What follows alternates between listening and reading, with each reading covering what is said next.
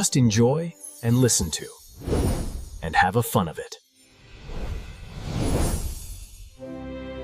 청취자 여러분을 위한 오늘의 심층 분석 시작하죠. 혹시 그런 상상 해보셨어요? 수십 년 함께 살아온 가족이 있는데 이제는 막 금 가고 낡아 빠진 집을 두고 엄청나게 싸우는 거예요. 누가 이 집을 가장 많이 망가뜨렸냐? 수리비는 누가 내야 하냐? 앞으로 규칙은 어떻게 정할 거냐? 이걸로 거의 멱살 잡기 직전인 상황. 지금 벌어지고 있는 제30차 유엔기후변화 협약 당사국 총회, 바로 COP30이 딱 그런 모습입니다. 오늘 이 회의가 왜 그냥 환경회의가 아니고 역사, 돈, 생존권이 걸린 거대한 갈등의 장이 됐는지 그 속을 한번 제대로 들여다보겠습니다. 네, 맞습니다.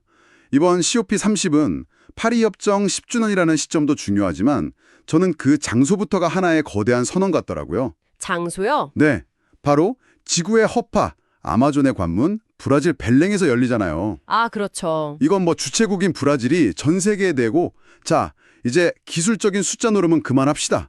진짜 기후 정의와 생태계 자체에 대해 이야기합시다 하고 던지는 아주 강력한 메시지인 셈이죠. 그 정의라는 단어, 어쩌면 모든 갈등의 시작점인 것 같네요.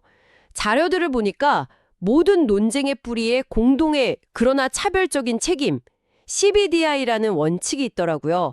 말이 조금 어려운데 이게 바로 그 가족 싸움의 원인, 누가 집을 더 어지럽혔나 이걸 따지는 규칙, 맞는 거죠? 네, 바로 그거예요.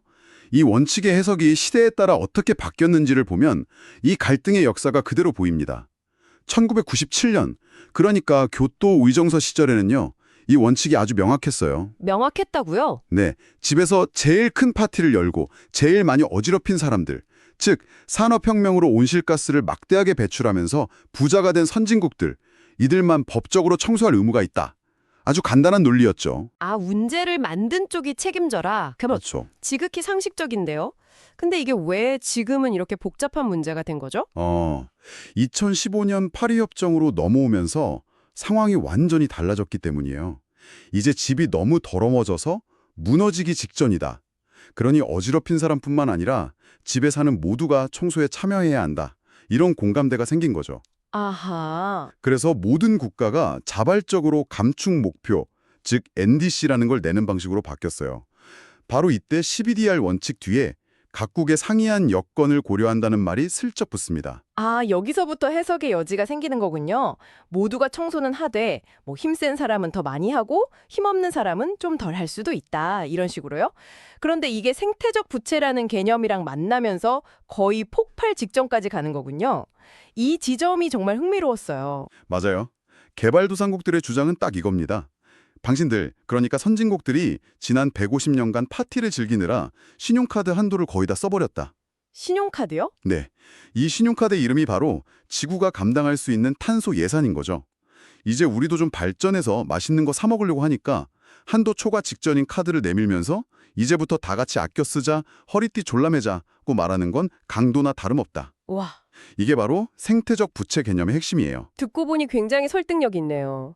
이게 그냥 감정적인 호소가 아니라는 걸 보여주는 숫자를 보고 제가 사실 좀 충격을 받았는데요. 아, 그 옥스팜 보고서 말씀이시죠? 네, 맞습니다.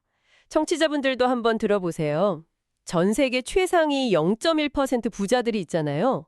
이 사람들이 단 하루 동안 배출하는 탄소량이 하위 50%의 사람들이 1년 내내 배출하는 양보다 많다고 합니다. 정말 기가 막힌 일이죠. 더 기가 막힌 건 이 부자들의 투자가 대부분 화석연료 같은 고탄소 산업에 집중되어 있다는 거예요.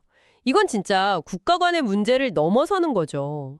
이 시스템 자체가 얼마나 불공평한지를 보여주는 겁니다. 바로 그 지점입니다. 그러니까 COP30 협상 테이블에 앉은 개발도상국 대표의 마음속에는 단순한 환경보호 논리가 아니에요.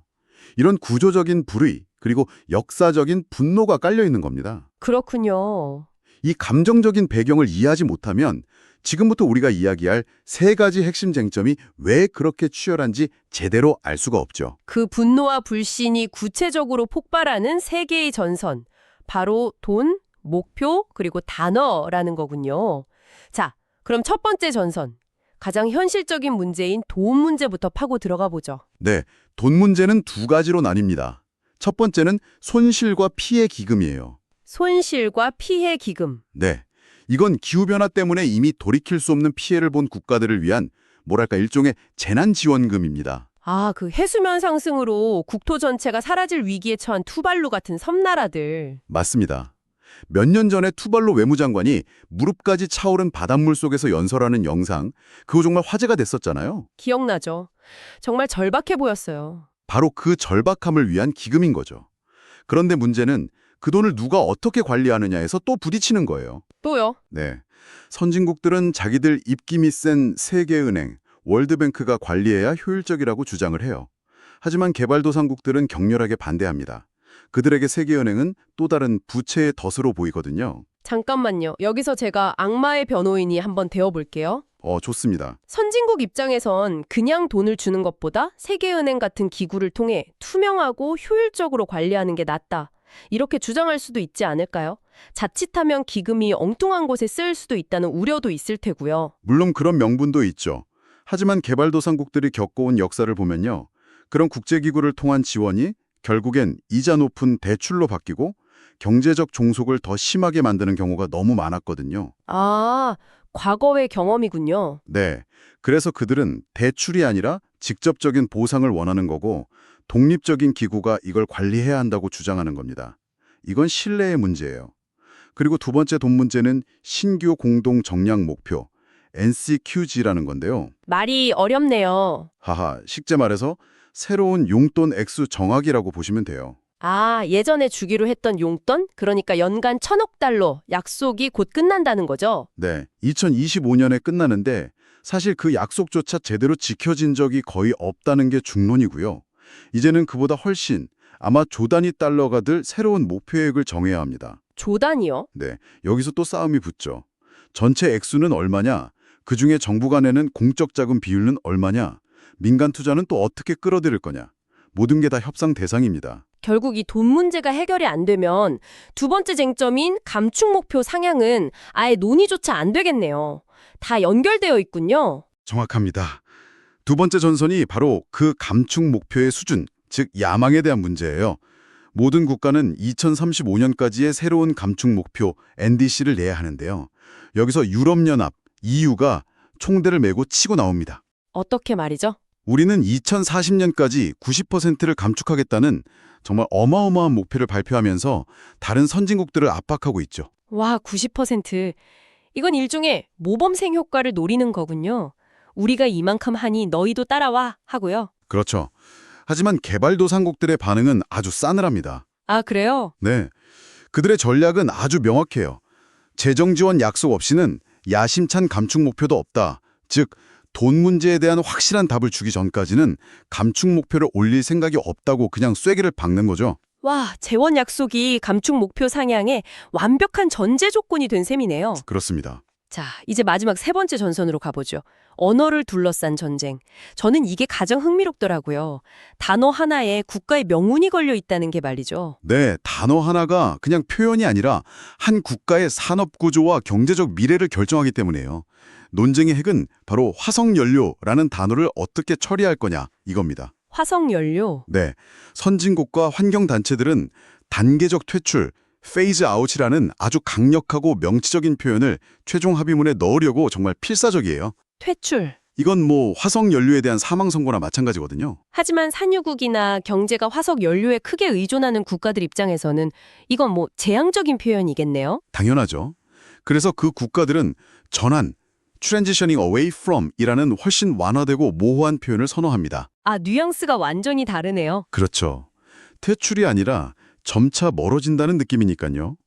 이 단어 하나를 두고 밤을 새우며 줄다리기를 하는 게 바로 COP의 현실입니다. 와, 퇴출이냐 전환이냐에 따라 수십, 수백조 원의 투자가 움직이고 한 국가의 주력 산업이 존폐의 기로에 서게 되는 거죠. 정말 살얼음판을 걷는 혁상이네요. 자, 그렇다면 이 복잡하고 치열한 분쟁의 결과가 우리 청취자 여러분의 삶과 세상에 어떤 영향을 미칠지 가능한 세 가지 시나리오를 한번 그려보죠. 먼저 가장 이상적인 최상의 시나리오부터 이야기해볼까요? 네, 제발 그렇게 됐으면 좋겠는데요. 하하.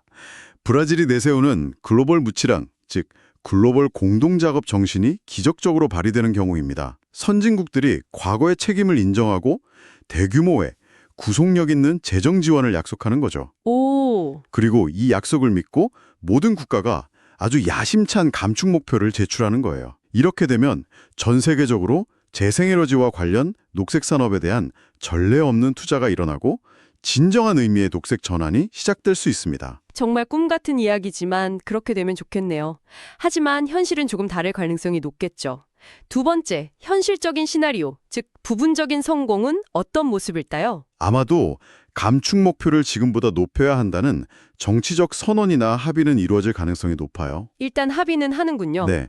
하지만 가장 중요한 돈 문제는 민간 투자를 독려하고 혁신적인 금융기법을 모색한다. 이런 식의 모호하고 비구속적인 언어로 마무리될 겁니다. 아, 뜬구름 잡는 이야기로요. 그렇죠.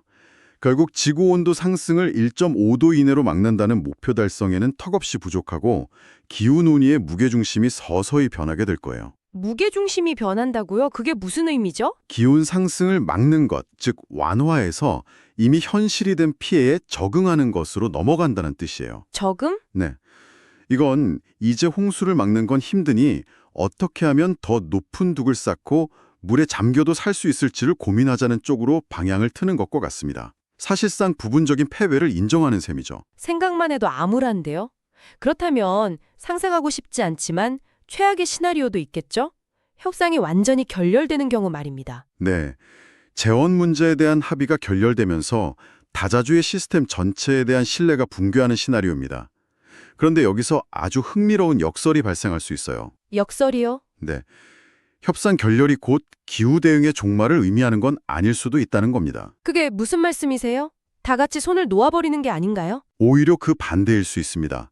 국제협력이라는 틀이 깨지면 각국, 특히 EU나 미국 같은 거대 경제 블록은 자국 산업을 보호하기 위해서 훨씬 더 강력한 기후 보호무역주의 카드를 꺼내들 거예요. 아, 예를 들어 탄소 배출이 많은 국가에서 수입하는 철강이나 제품에 엄청난 탄소세를 물리는 탄소 국경 조정제도, CBAM 같은 장벽을 훨씬 더 높이 쌓는 거죠.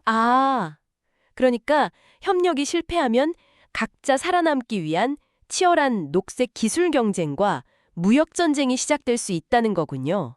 우리 기준 못 맞추는 너희 물건은 안 사겠다. 이런 식으로요. 바로 그거죠. 그럼 당장 제 삶에도 영향이 있겠네요. 제가 사는 수입품 가격이 오를 수도 있는 거고요. 바로 그렇습니다. 기후 대응이 국제 협력의 장이 아니라 국제 무역 분쟁의 가장 뜨거운 불씨가 되는 최악의 상황이죠. 오늘 이야기를 정리해보면 핵심은 이것 같습니다. COP30은 과학자들의 환경회의가 아니라 역사적 부채와 경제적 생존권, 그리고 이 거대한 전환의 비용을 누가 낼 것인가를 결정하는 정말 지독하게 정치적인 싸움이라는 점입니다. 맞습니다. 그래서 이번 회의의 진정한 성공은 이산화탄소 몇 톤을 줄이겠다는 그런 숫자로만 평가될 수는 없을 거예요. 그보다 더 중요한 건 과연 국제사회가 이 공동의 위기 앞에서 서로에 대한 최소한의 신뢰를 회복하고 공정하고 정의로운 전환을 위한 시스템을 만들어낼 수 있느냐, 바로 그 점에 달려 있습니다. COP30 관련 뉴스를 보실 때 청취자 여러분도 이 질문을 한번 스스로에게 던져보시면 어떨까요? 지금의 기후위기가 지난 수백 년간 쌓아올린 극심한 불평등이라는 시스템이 낳은 필연적인 결과물이라면 우리는 과연 그 불평등 자체는 그대로 둔 채 기후위기라는 현상만을 해결할 수 있을까요?